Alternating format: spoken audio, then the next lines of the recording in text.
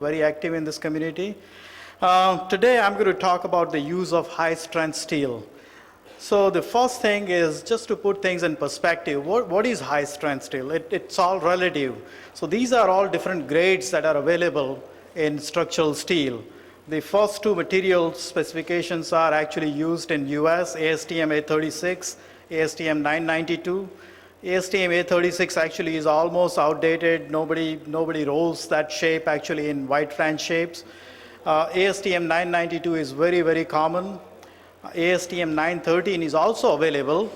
And remaining bar charts are shown for sections that are, specifications that are common or at least referenced in Indian standards. However, I think if we look at what is available and what is common, these are the material specifications that are used very, very commonly in US and also in India. So in terms of strength, FE410 has about 250 MPa or 36 KSI steel, and anything which you can use higher than that is high strength steel. But at the same time in US, 50 KSI or 350 is the most common material grade, so that is not high strength, and if you go to 65 grade, then it becomes a high strength material. So depending on the type of member that you are designing,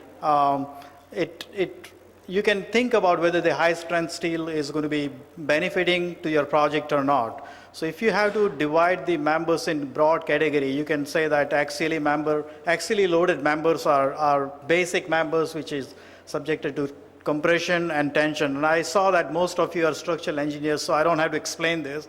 But those members which are in banding are flexural members.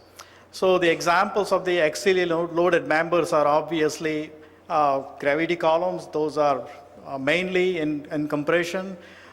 In long span trusses, when you have banding action, you are converting all the forces into axial compression and tension, and therefore any member in truss will be subjected to axial forces. The main application, so any of these applications any of these examples are good application of the high strength material, use of high strength material.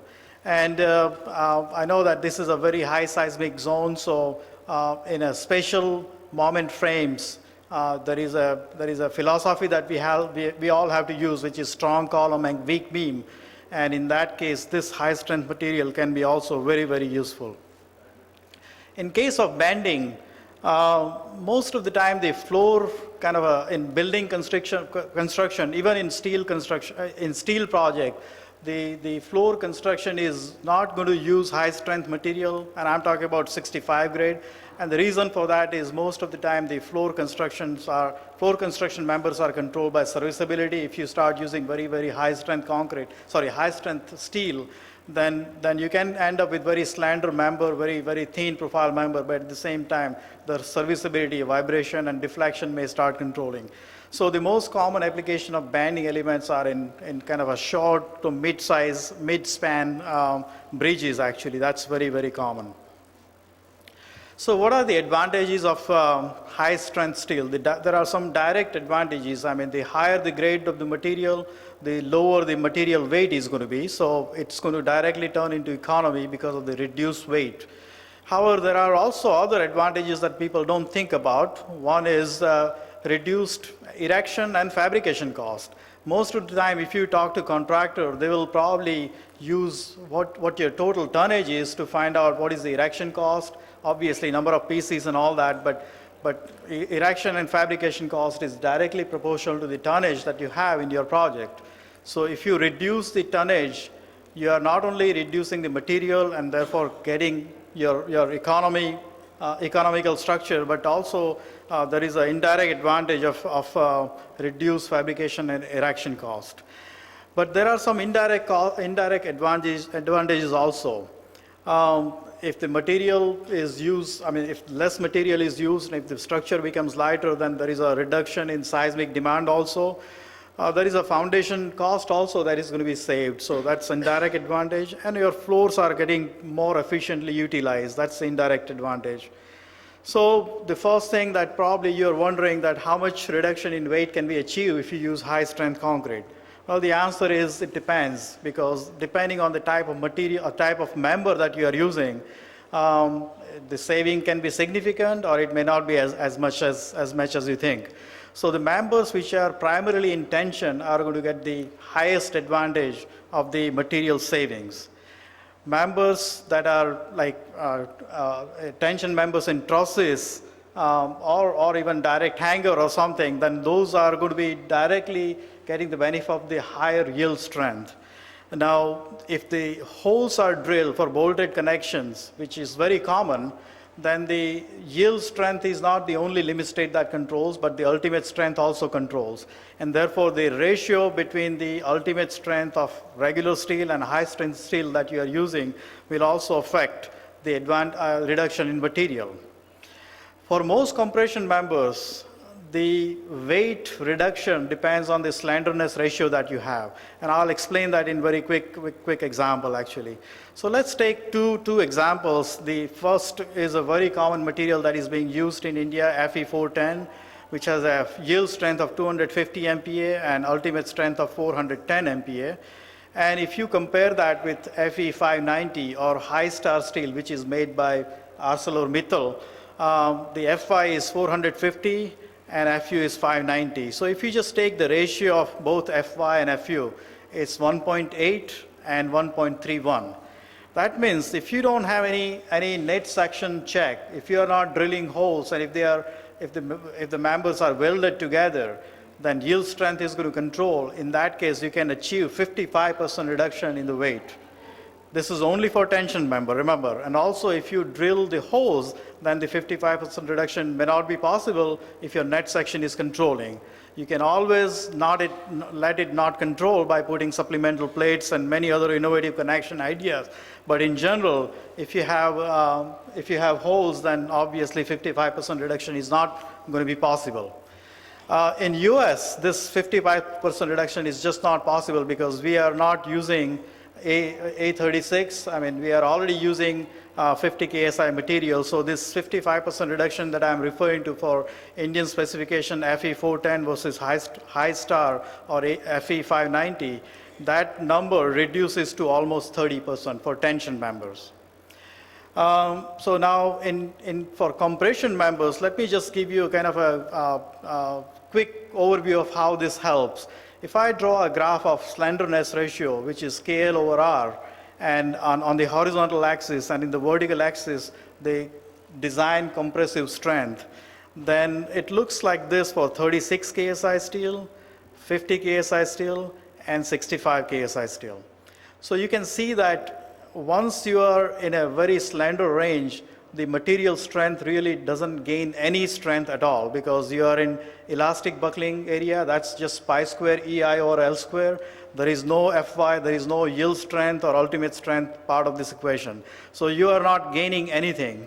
However, if your KL over R is smaller or if the member is stockier, then you can get significant increase in your strength. So the key here is to reduce the slenderness for any compression member to gain the advantage of the higher material strength. And just so that if somebody says that, okay, Fy from 65 KSI to 50 KSI is 30% reduction, 30% increase, 30% reduction in material strength is just not possible because KL over R, keeping that very, very low, near, let's say, 0 to 10, is impossible for the members in compression. Those are going to be very, very stocky material. So that savings is really not possible. So if you just have a member which is truss member where there are equal number of compression members and equal number of tension members, in tension members you can get 55% reduction, but in steel members, steel compression members, the 55% reduction is not possible. So average is going to be much, much lower than that. So what is the bottom line? In US project, what we have found is if we use high strength steel, which is grade 65, we can gain about 5 to 7% in typical building, the reduction in tonnage.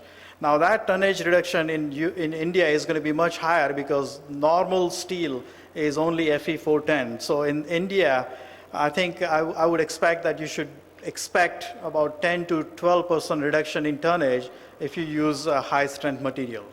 However, if you use very strategically, for example, on long span structure, if you reduce your compression members slenderness ratio very innovatively, you can get about 20 to 25% reduction in India. And we have successfully achieved about 15% reduction in many long span trusses that I'll show you in some of our projects. So with this background, I just want to show you some of the examples of the projects that we have used high strength steel and how successfully we were able to use them and also reduce the tonnage. Our firm is very known for many sports projects. These are all the NFL stadiums that we have designed, and these are many sports facilities in US that you may have heard about. There is one thing which is common in all of these stadiums. In all of them, there is a retractable or a roof over it, and all these steel roof structures have used high-strength steel, grade 65, which is made by ArcelorMittal. So quickly, I'm going to go through some of the examples or projects which will show you that how innovatively we have kept the member slenderness ratios very low to gain the advantage of the high-strength steel. This is a photograph of a Dallas Cowboys stadium, which is one of the largest stadiums in US. And most of the entire roof is resting on the two arches, which are about 1,100 foot span from abutment to abutment. And if you look at this is the erection plan, the photograph during erection, and this is a close-up of one of the arches. And you can see that once you have this arch is mainly in compression, very little bending. For symmetrical loading, there is very little bending. Because of the unsymmetric loading, you get some bending. But you can see that the entire arch is made up of 4 primary members and made up of a rectangular section. And due to lacing that we employed, the KL/R of each of this compression member is extremely low, and therefore the high strength steel was very effective in reducing the tonnage. Just interior photograph, and you can see that it's a very open, large space, and even though those members are fairly large, or jumbo sections, you don't see them very prominent, I guess, in the rendering. Another example of this is a baseball stadium in Houston, Texas. It's called Minute Maid Park. This roof is retractable, and it's parked in parked position or open position. So there is an upper panel here and a lower panel, and they are kind of stacked on top of each other. But there are 2 trusses. You can see upper truss and the lower truss, and obviously for simply supported truss, this is, by the way, almost simply supported truss, and the top chord is going to be constantly in compression, and the bottom chord is going to be in tension under gravity load. And you can see that the compression member, even though it may look like architectural feature, we have introduced kind of a sub-diagonals and also sub-verticals to reduce the slenderness or KL/R to effectively use the higher grade steel's compressive strength. The photograph during erection and a finalized picture of the stadium. Another example is also a stadium for football in Houston. This is a team called Texan. They are also professional football team. And this roof is also supported primarily by 2 trusses, long span, about 730 foot span. And it's hard to see in this picture, but the top and bottom chord members are made up of dual members. In other words, there are 2 bottom chord members and 2 top chord members, and they are laced together. And lacing is how the KL/R was reduced effectively to make use of higher strength concrete. Again, the photograph during erection. And in this particular project, actually, we went in very detail to come up with a system that justifies the high strength steel, because I'll mention later on that what is the cost premium and what are the implications of using 65 grade steel in US. But generally, if it is not needed, we shouldn't be using high strength steel.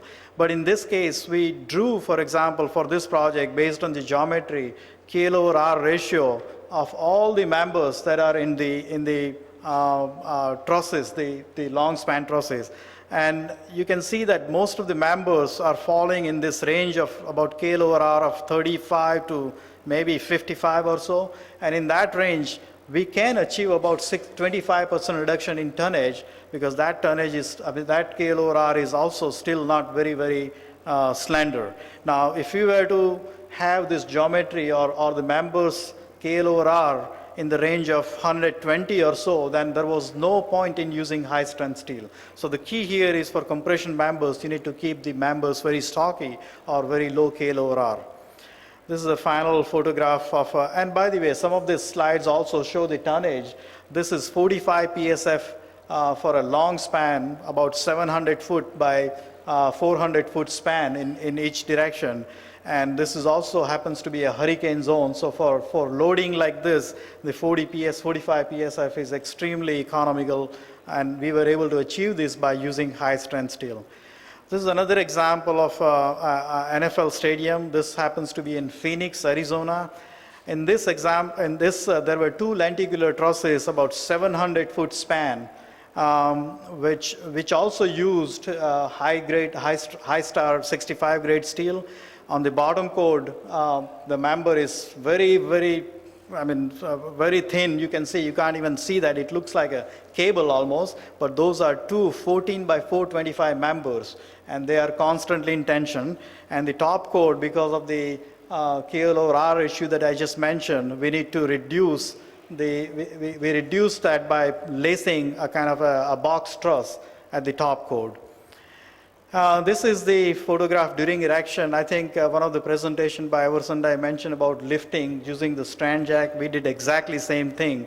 The entire, significant portion of the entire roof, 700 foot span, was built very close to ground, and then it was lifted after erecting, and everything in between roofs also. This roof was the lift was about 11 million pounds, so about 5,500 tons of steel was lifted using strand jacks at four corners of the building, and that was definitely helpful. Use of high strength steel was definitely useful, because if we had not used, the steel tonnage would have been about 15 to 20% more than what we had right now. This is the photograph during erection, another interior photograph, another one, and only 31 PSF for a 700 foot span, long span truss, which is also very remarkable considering the use of high strength steel. Another example, this happens to be Indianapolis Colts Stadium, and I don't want to go again, but you can see in all of these trusses, the common theme is we are going to use the lacing or subdiagonals to reduce the compression effective length of the compression member to better utilize the high strength steel. In traditional building, the structure cost is about 20%. However, on the stadium roofs, the cost of the roof or structure is about 45%, and therefore the use of high strength steel makes very much sense for long span structures. That means airports and convention centers and so on. However, I don't want to just lead you to believe that this is only useful for long span structures only. There are many projects that can utilize high strength steel. This is another example. This is a Palazzo ETABS model where we use all columns above 14 by 90 we're using grade 65, and there was significant reduction in the tonnage due to just use of high strength steel in columns only. As I mentioned, the Mumbai is also in a very high seismic zone. So you are all familiar with concept of using strong column and weak beam. and that can be achieved by using higher strength steel for columns and regular grade steel, I should say, for beams, and that can help you achieve this high the detailing requirement, or what do you call the special requirement that you have to follow for seismic design. There are many other firms that have used actually high strength steel. You can see that about 95% of the steel buildings in New York have used grade 65 columns. Most of the time the beams are not going to be high strength steel, but at least all columns in 95% of the buildings are using ArcelorMittal. Just don't believe that this is only good for super tall buildings. There are buildings that are built using high strength steel as low as 38 floors. So this is not just for very tall buildings. It can be used for mid-rise building also. Another common example, and this is again when you use for a pile a high strength steel, the KL over R is almost zero, so this is where you get most bang for your money here, because the compression member doesn't have any buckling possibility. So this is sometimes very common to use. In India also there are several examples where high strength steel was used. This is not our project, but I just took liberty to show this. Eversundai has actually also featured this project in their presentation, and I think at least ArcelorMittal claims that by redesigning this using high star or 65 grade material, they were able to demonstrate 20% reduction in tonnage for this project. There is another project which I believe is on hold, but aerial tower, again not our project, but I took the liberty to show this to you that this is also coming to India. Grade 65 steel is used in this project, and it was already ordered about 800 ton of steel. So the next question you would ask is, what is the difference in cost? In US, actually grade 65 is available at zero premium. In other words, the cost of steel for 50 KSI and 65 KSI is identical. There is no cost premium at all. I'm not sure whether that's true in India. I heard that there is a premium here. I just don't have the exact number what that premium is. But in US, the premium is in terms of schedule. If the steel is manufactured by Nucor or some local steel mill, you can get that little faster than if you have to order from ArcelorMittal. But if your schedule can accommodate 2 to 3 months of extra time, then definitely there is a value in using the high strength steel. So in summary, if used innovatively, if you just use high strength steel for a slender member in compression, you are going to get nothing out of it. You are just going to spend probably more money. You are not going to get anything out of it. But if you use it innovatively in compression members and also use for tension members, then there is significant savings. And long span structures, especially when you have truss members, there you can definitely make use of high strength steel and turn into economical structure. In tall buildings, most of the columns are going to be very stocky because the floor to floor height is about 13 feet to 14 feet. And for that length, the KL over R ratio of the compression members or columns is going to be pretty stocky or very low. Therefore, use of high strength steel will definitely significantly reduce the tonnage, and that's how you should consider that in your project. That's all I have. Thank you very much.